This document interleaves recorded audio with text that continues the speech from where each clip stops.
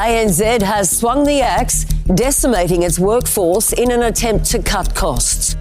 ANZ is set to pay a record fine after admitting to ripping off customers and, according to our financial regulator, the federal government too. We want to unlock the potential of this organisation. We want to win the preference of our customers, of our shareholders. Hello, I'm Rebecca Jones and welcome to the Bloomberg Australia podcast. He's only been in the job for 5 months, but new ANZ CEO Nuno Matos is wasting no time in shaking things up. This week, Matos set out his vision for rebooting Australia's fourth biggest bank. To help me unpack what Matos's plan means for ANZ and the broader Australian banking sector, I'm delighted to welcome back Bloomberg Finance Editor Adam Haigh to the podcast. Adam, how are you going? Yeah, really good, thanks. Great to be back. Now, first of all, what is this Nuno-geddon term I'm seeing bandied about everywhere? Yeah, so this is a kind of a slightly tongue-in-cheek phrase that's has got a bit of momentum, and really it speaks to the onslaught that's really been change at this bank since Matos started in the job in May. He hasn't hung around. He's really come at it all guns blazing and is really impacting not just kind of organizational change, but also trying to impact the culture. He's trying to win back the hearts of regulators. He's trying to win back shareholders who have been very dissatisfied with underperformance for many years. So he's really come about this early few months of his time at the helm of ANZ with real impact. You mentioned shareholders. Matos addressed those shareholders this week, and one of his big strategic changes was to pause ANZ's share buyback. Instead, he's looking at ploughing that cash into new hires and system overhauls. Adam, what is behind that decision? Well, really, pausing a buyback allows you to do something else with that money for now. And that's really what he's doing. He's telling investors, listen, I'm diverting away that money and we're going to spend it on other things. And really what we've heard from the basis of his strategy day earlier in the week is that a lot of that's going to be around cost cutting. It's going to be around simplifying this bank, just getting rid of so much duplication that's been happening, especially in the retail consumer part of the bank. And also investing in things like technology and other areas of the bank, including some new staff. And this is really what the halt of the buyback's about. So we're not buying back any more shares, but we're going to use the money over here instead to redeploy some capital into some better areas of the bank where he can see some real improvements. And he's really starting with people, right? I mean, he wants to hire mortgage lenders and lift those business banking staff numbers, but he's also making quite significant chops as well. There's like some 3,500 roles that are going. Some of those are in back office and tech, and perhaps that's that duplication that you speak of. Is this change, from a people perspective, a meaningful pivot for ANZ? I think it's really quite huge. And last month we got the announcement around the 3,500 roles that would be cut, but also the 1,000 consultants that would no longer be used. And if you think of that in the context of how many people work for this bank across not just Australia and New Zealand, but huge. also in other parts of Asia, they have more than 40,000 people. So clearly this is a material change in cutting some staff in those areas. But the areas where they're adding to really tells you something about what Matos thinks the bank's been getting wrong. So he wants to hire more mortgage lenders and business bankers, frontline people who are going to get him revenue. And I think that's really where he's coming from. He's saying, we've been lagging in home loans. We've been way behind the 8 ball. And we shouldn't think about just competing with Commonwealth Bank, the biggest bank. We should think that there's plenty space in that pie for us to be behaving and acting a lot better than we've been doing, offering customers one solution instead of over the last few years where they've had different brands to deal with. So he's really focusing minds, and he's saying, let's generate more revenue and spend the time thinking about generating that revenue where we can. And I think home loans and in the retail bank is clearly one element of that. But the second part of that is in the business and private bank. That's where he sees kind of the wealth generation in Australia and wealth management, also an area of growth that he thinks ANZ can take a bigger slice of. I want to talk a little bit about ANZ share price now. Matos' plan is to lift returns at the bank to 12% by 2028, which is really not that far away, and by 13% by 2030. In simple terms, what exactly do those targets mean for people who hold ANZ shares? Well, really what he's trying to do is give you a runway, give you a path, and show you that over time he will be increasing the return on equity that you get as a shareholder. So, this kind of 10%, 10 and a bit percent where ANZ has been, he says is too low. He says, listen, we can get that up to 12. That's going to take a few years. But then, after that, we can get up to 13%. So really what he's telling you is over time, you can get more bang for your buck by owning ANZ shares. And listen, this is how I'm going to do it. He's outlined some of these areas where he's going to improve things. So I think what this speaks to really is the fact that ANZ shares have underperformed the broader banking space in Australia for a long time now. And he's trying to refocus minds with these targets, and analysts particularly like targets because they're forecast their targets and you can hold people account to them if they don't get there. Now, that is one kind of problem on the one hand, because if you don't get there, then they can say, well, listen, you promised us this and you didn't get us there. But also, if you're able to beat that, or if you're able to get there quicker, it allows the management at ANZ to say, well, listen, we're doing all right against these targets. We're getting you there and may even be getting you there quicker than you thought. So it gives people a reference point to say, how well is ANZ doing relative to its own history?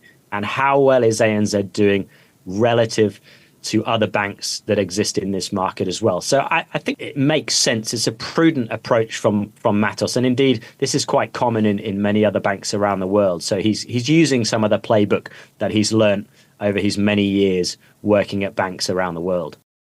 And that leads nicely to my next question. Well, Adam, what are the factors that are going to decide whether or not Matos can actually deliver on those targets? And, frankly, why have the people that have come before him failed to achieve this kind of level of return? Well, in many ways, his predecessors have fallen short for a number of different reasons. And one of those is around spending money in the wrong areas. And a lot of the money that was wasted in a product like ANZ Plus, which is like a kind of a retail product, the app that people see when they jump onto their ANZ banking, a lot of money's just been wasted in those kind of areas. So he's trying to reposition the money that's being invested into only investing in things that are more certain that they're going to work. So he's trying to remove that legacy of kind of investment that hasn't worked in the past. But I think maybe more importantly is this idea of the problems that ANZ has had with the regulators. And that's been a constant trouble for previous CEOs, and especially the former CEO, Shane Elliott, last year. It really kind of ended his legacy in the final few months because he had some real issues there, which mainly focused on the institutional bank, but also impacted the retail bank as well. I think those are quite key, and repositioning the bank to be able to get on the front foot now and put some of those things behind him.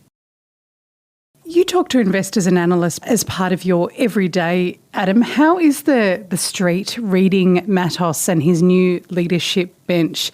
Is it signalling to the portfolio managers, the investment managers, credibility, or is it raising questions about Matos's local experience and also continuity of service?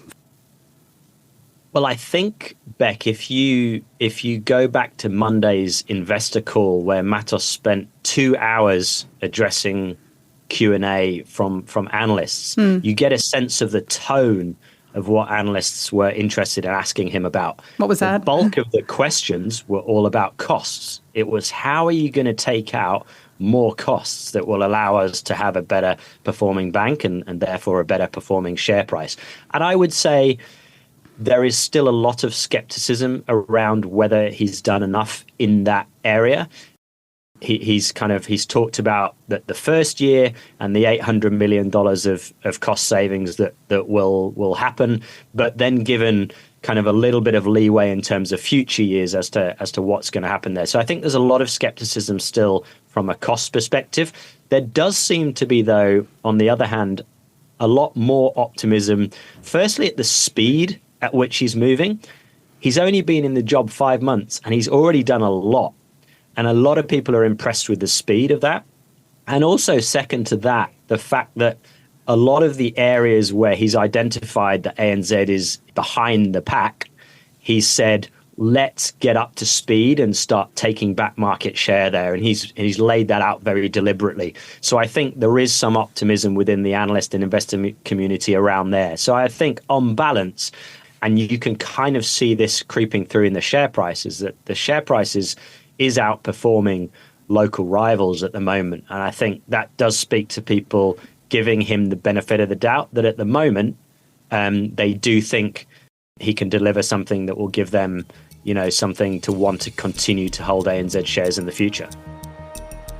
When we come back, let's dig into the bank's regulatory issues and whether or not Matos will be able to fix them. This is the Bloomberg Australia podcast. Welcome back to the Bloomberg Australia podcast. You're here with me, Rebecca Jones, and I'm talking to Bloomberg Finance Editor Adam Haigh, who's based in our Sydney newsroom. Today we're discussing the ANZ Strategy Day that happened on Monday. Adam, ANZ has had cause for reflection long before now, right? And, I'm of course talking about its rocky relationship with Australian regulators. It was fined 240 million Aussie dollars just last month for misconduct, and it is also facing an extra 250 million in a capital charge until its risk systems improve. How significant are these regulatory headwinds for ANZ? Adam, are they keeping Matos up at night? I think, to be honest, they have been one of the key priorities that he has looked to address since he started. And he's been quite public with how he's been communicating with that. He's also been having, a number of behind closed door meetings with very senior regulators across the banking regulator, the securities regulator, and the network of regulators that oversee banks, which also, of course, includes the central bank, the Reserve Bank of Australia as well. So he has, from day one, been right on the forefront of trying to win them back over. Now, how far and how much he's achieved so far, it's probably a little bit early to tell. But what we can say is that the fine that they agreed with the Australian Securities and Investment Commission last month does draw a line in the sand under that side of thing. So all the problems that addressed with the retail bank and the institutional bank and around bond trading and data reporting, that largely kind of deals with that. Now, what still is ongoing is what you spoke to is the additional capital charge that the banking regulator still means they have to hold. And that is an ongoing process, probably still multi-year from here. Matos did talk about it on Monday and said that would be a number of years still to resolve. That's a long-running process. But what he's done is he's brought in, a new head of risk. He's reorganized compliance and risk management positions across the entire group. So he's done a material amount to try and address the organizational failures at a risk and compliance level. And also one kind of step below that is in their plans, their remediation plans that they've handed to APRA. They are trying to say, this is everything we're doing, this is what we're changing. So I would say he is somewhat over the hill now on that. He is on the downhill. He's got a bit of momentum, and that's working in his favor. But it's not something that can change overnight. It's something that takes many, many months and likely a few more years to resolve as he tries to improve risk management. Did he get many questions on Monday's analyst call about these regulatory headwinds? Very few. And a very small amount of the call was actually spent on this, which I was, slightly surprised about. But I think it tells you that, there are other things, there are bigger issues that this bank has that that investors are interested in, and risk management is just one small part of that. Yeah, it's a really interesting contrast, isn't it? Because certainly ANZ's regulatory woes have been dominating, the domestic business cycle of news here in Australia. You see it on the evening news and read about it in the newspapers, yet the analyst community is less interested, more interested in counting the beans. Indeed. All said, though, investors do seem to like what they're seeing, right? Because ANZ shares are up at last check about 29% this year. And that's more than triple the broader ASX 200. Adam, is this rally sustainable? Well, time will tell. I certainly don't have a crystal ball, Beck, to tell you that. But I think what Matos would say, he's outlined enough of a plan and he's given people enough of a detail for them to make the assessment that if they believe him and if they have faith in what he's doing, then indeed the share price can continue to appreciate fairly meaningfully in the coming months and years. Now, how it does relative to other banks and relative to the broader Australian stock market is kind of, that's the key question, really. Like, is there enough there in this plan, and will he be able to execute it and to keep this rally going? As I said earlier, early signs are investors are prepared to give him the benefit of the doubt. And I think that's why you're seeing this outperformance currently and certainly over the first 5 months of his tenure. But into next year and with many of the other banks also making lots of changes and improving how they're doing business, it's an incredibly competitive landscape still. So very difficult to tell whether ANZ, for example, in home loans, will they really be able to get back that market share that they've let go over recent years, and will they be able to come back as a real fighting force in Australian banking? Adam, finally, if you were going to create a slogan for Matos, given what we know about his desire to pump in business bankers into branches all over Australia, what do you reckon it would be? Old school banking for a new era? Back to basics, I'd say. Something as simple and as bland as that. He doesn't want fireworks. He doesn't want anything, too exciting. He's saying, let's just get back to doing good old school banking that we know we're good at, and let's invest in those areas. So let's get our mortgage book built up. Let's focus on the areas that we know we're good at and that we haven't performed well in. That's where we can do better. He doesn't want to build a bank that's suddenly going in to do all sorts of esoteric areas. He wants a very simple, far leaner and more simpler bank that can just do the basics really well. And I think that's really the strategy that is laid out. And we'll be following along from here in the Bureau. Adam Haigh, thank you for joining me. Thanks a lot.